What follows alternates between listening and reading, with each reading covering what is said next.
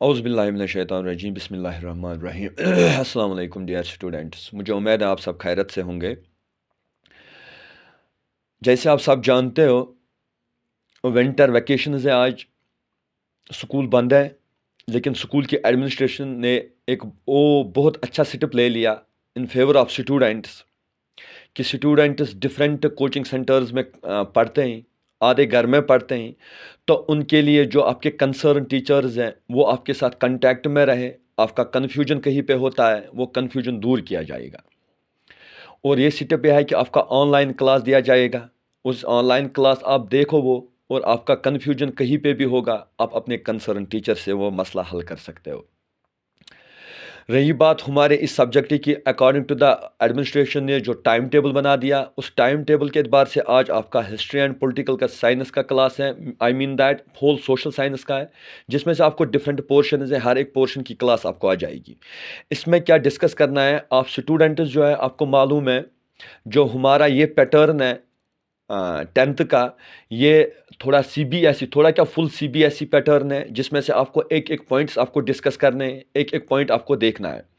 School की तरफ से आपको आपने रिसीव किया होगा प्रोजेक्ट रिपोर्ट्स, जिसमें से आपको ये कहा गया, जैसे मैंने यहाँ पे आप देख सकते हो, मैंने यहाँ पे वो पॉइंट्स हाईलाइट किया, आपने ऑलरेडी रिसीव किया होगा स्कूल से, वो देख लेना। और जहाँ जहाँ जिस जिस कोचिंग सेंटर में आप पढ़ते हो या घर में कहीं से भी आप पढ़ते हो, कहाँ जहाँ आप जाते हो, अपने टीचर से, ये जो आपका कंसर्न टीचर जहाँ पे आप पढ़ते हो, उससे ये डिस्कस किया करो कि आपको पढ़ना क्या है। अगर फॉर एग्जांपल आपका यहाँ पे मैंने लिखा है, आपका पहला चैप्टर है, आप यहाँ पे देख सकते हो, मैंने यहाँ पे हाईलाइट किया है नेशनलिज्म इन यूरोप, हिस्ट्री का पहला चैप्टर है ये।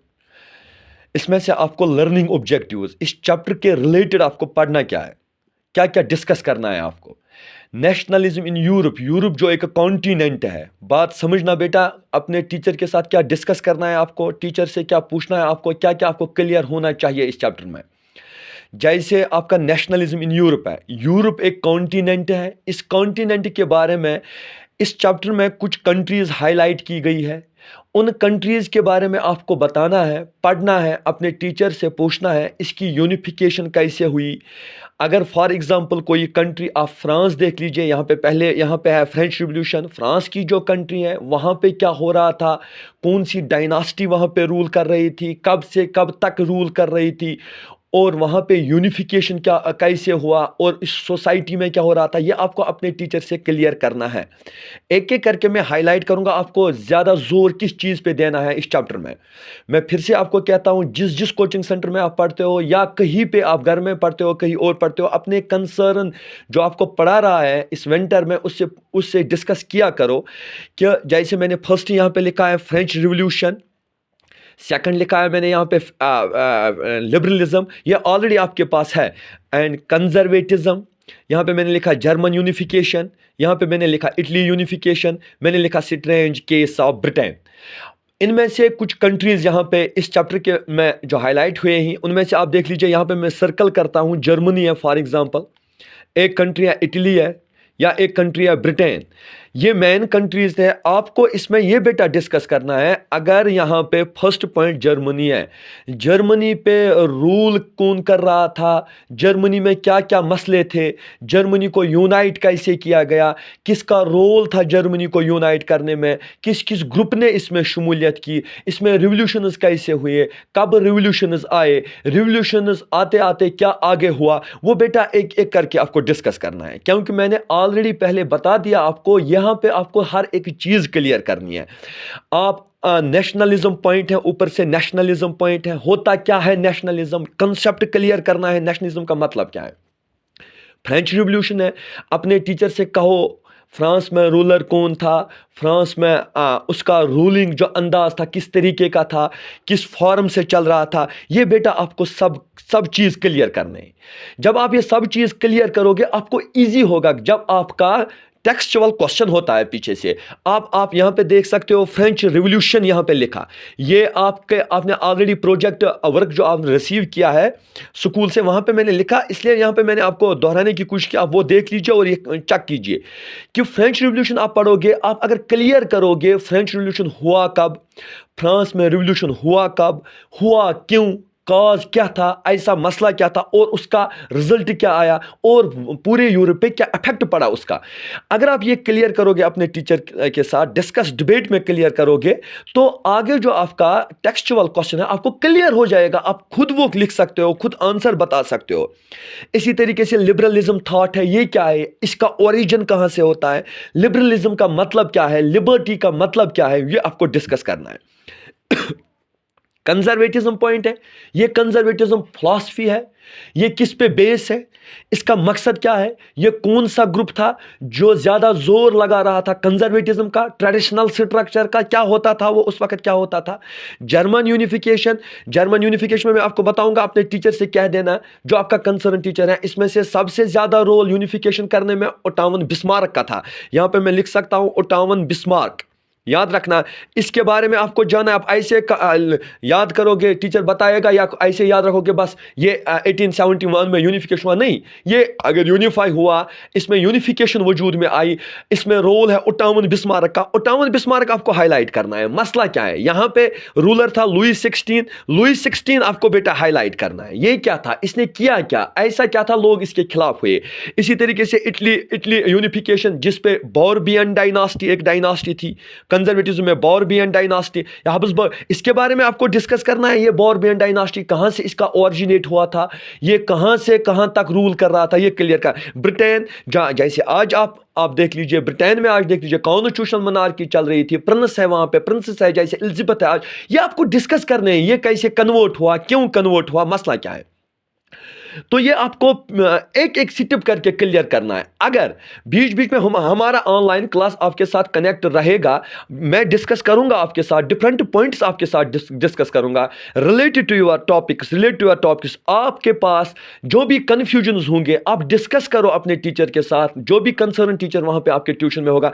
आप प्रॉब्लम फेस करोगे, कोई प्रॉब्लम आप फेस करोगे related to the topic, without any hindrance, आप मुझे कॉल कर सकते हो, आप मुझे मैसेज कर सकते हो, मैं आपको 101% कोशिश करूंगा समझाने के लिए। लेकिन वन थिंग आपको जहन में रखना है कि छुट्टी है, बस छुट्टी, हमें अब छुट्टी बुकों को, किताबों को भी करनी है, स्टडी को भी छुट्टी करनी है, वो नहीं चलेगा, क्योंकि आपका कंपटीशन का दौर है, ये सीबीएसई का पैटर्न है। यहां पे आपको एक एक एक एक करके पॉइंट डिस्कस करना है, एक एक पॉइंट समझना है। अगर किसी जगह फ्रांस में दुनिया का पहला रिवॉल्यूशन माना जाता है 1789, जिसका इंपैक्ट हुआ इससे पहले भी, ब्रिटेन में भी हुआ था इससे पहले 1688 में, लेकिन क्लियर करना है अपने टीचर से what is the difference between 1688 revolution and 1789 revolution. उसने दुनिया को क्या दिया, इसने दुनिया को क्या दिया, यह आपको क्लियर करना है अपने टीचर के साथ। बस ऐसे ही रट नहीं लगाना है, बस टीचर ने क्लास दे दिया, आपने ले लिया, ना समझ में आया ना कुछ, ये डिस्कस करो। और साथ साथ ही में जब आप ये डिस्कस करते जाओगे, मुझसे बात करोगे, मेरे साथ डिस्कस करोगे, मैं ऑनलाइन क्लास हर अपने जो स्कूल की तरफ से मुझे ये टाइम टेबल मिला है, मैं एक एक करके एक एक पॉइंट आपसे डिस्कस करूंगा, एक एक पॉइंट आपको समझाऊंगा। लेकिन आप अपने टीचर, जो आप इस वक्त आप जहां पे हो, अपने टीचर से वो डिस्कस करो, वो क्लियर करो, कंफ्यूजन जो होंगे वो बिल्कुल वहां पे वो दूर करो। साथ ही में आपको इस प्रोजेक्ट वर्क में से ये जो आपको मिला है स्कूल की तरफ से, इसमें से आपको मिलेगा ये चैप्टर जब आप कंप्लीट अच्छे से करोगे, समझोगे, आपको दिया, मैंने यहां पे लिखा है make an outline map of Europe. अगर आप स्टूडेंट्स को याद होंगे जिन्होंने नवंबर में क्लास लिया, मैंने आपको जैसे एडमिनिस्ट्रेटर की ऑर्डर्स के मुताबिक मैंने आपको सिर्फ यूरोप समझाया, यूरोप की कंट्रीज समझाई, इंटरकॉन्टिनेंटल कंट्रीज कितने हैं और यूरोप पड़ता कहां पे है, किस एरिया के, किस साइड को कहते थे मीजोपोटामियन या Mediterranean, sorry it's not it's Mediterranean, sorry I am sorry for that, it's Mediterranean sea, किस साइड को कहते हैं, ये बेटा आपको क्लियर करने, आपको बताने इंटरकॉन्टिनेंटल। आपके पास एक टॉपिक आएगा इसमें, दैट्स ओटोमन तुर्की आएगा, ये इंटरकॉन्टिनेंटल कंट्री है। अपने टीचर से ये डिस्कस किया करो, what is intercontinental country, what does it mean, इसका मेन मकसद क्या है। आप मेडिटेरियन सी, इसके साउथ से जाते हैं, मेडिटेरियन सी से आपके डिफरेंट कंट्रीज आते हैं जिनको उस टाइम में बाल्कन कहा जाता था।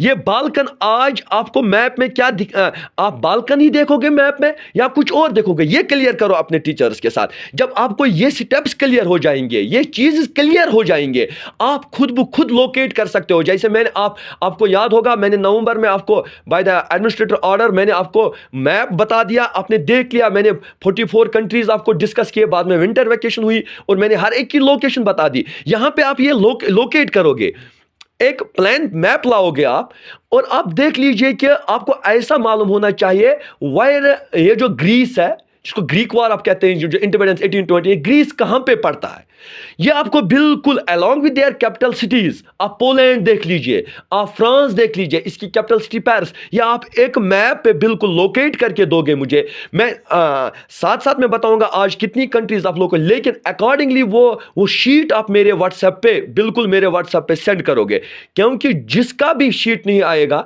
अकॉर्डिंगली वहां पे एक रजिस्टर बनेगी। मैं रजिस्टर में आपका नाम लिखूंगा किस किस का शीट आया, और अकॉर्डिंगली वो रजिस्टर हमारे एडमिनिस्ट्रेटिव काउंसिल में रहेगी। और फिर आगे एडमिनिस्ट्रेटिव काउंसिल के साथ फिर क्या होगा वो खुद आपको बताएंगे क्या प्रॉब्लम्स हो सकती हैं, क्योंकि ये आपको करना है। You have to do it. जो आज स्कूल कर रहा है आपके लिए, विंटर्स में आपको क्लास दे रहा है, दैट मीन्स कि it is all about the students favour, आपके फेवर में। आपको कोई, आप स्कूल के साथ इन कंटैक्ट में रहोगे, तो इसमें आप क्लियर करोगे पहले चैप्टर में। साथ साथ में मैं आपको टाइम देता हूं, आप मुझे मैसेजेस किया करो, सर यहां पे जर्मन यूनिफिकेशन में इसका रोल क्या है, इसका I am always at your disposal. लेकिन याद रखना, ये मत समझना छुट्टी है, स्कूल बंद है लेकिन हमारे बुक्स भी बंद है, ऐसा ना करना, क्योंकि कंपटीशन है आपका सामने जो एग्जाम है वो CBSE पैटर्न है। You have to learn each objectives, you have to learn each types and topics. जैसे मैंने अभी बता दिया फ्रेंच रिवॉल्यूशन के बारे में या बाकी, ये आपको क्लियर करने। तो कोई कंफ्यूजन होगा किसी जगह, you can call me, you can message me without any hindrance. I try my best. मैं ये कोशिश करूंगा 100 और करके रहूंगा कि मैं आपको समझाऊंगा किस जगह कहां पे। लेकिन आज आप इस वक्त आप अपने teachers, coaching centre, different coaching centres में, कोई श्रीनगर में है, कोई किसी जगह, अपने टीचर के साथ ये क्लियर किया करो। और रही बात आगे, जो आज मैंने यहाँ पे बता दिया, मैंने कुछ डिस्कस नहीं किया, मैंने सिर्फ कुछ पॉइंट्स आपको बता दिए। अपने कंसर्न टीचर जो आपका होगा, बाल्कन एरिया है ये डिस्कस करना है आपको, ओटावन बिस्मार्क है डिस्कस करना, ये इन्हीं में आता है। ये जब आप जर्मन यूनिफिकेशन पढ़ोगे आपको ओटावन बिस्मार्क आएगा, तो ये डिस्कस करना है आपको, अच्छे से डिस्कस करना है। और जो भी कन्फ्लिक्ट होगा, कन्फ्यूजन होगा, यू कैन शेयर मी। और इसके साथ आगे आपका स्कूल की तरफ से, एडमिनिस्ट्रेटिव काउंसिल की तरफ से आपसे हमारा एक ऑर्डर आया है कि आपको ऑनलाइन क्लास देना है, आपको वो रिसीव करना है। हमें ऑर्डर आए हैं, आपको क्लास देनी है, हमें देना है, और आपको ये रिसीव करना है, पढ़ना है, समझना है। और होप दैट आपको मेरी बात समझ में आई होगी, और अच्छे से फिर भी अगर कन्फ्यूजन होगा तो you can contact me. May God bless you all my students. खुदा हाफिज।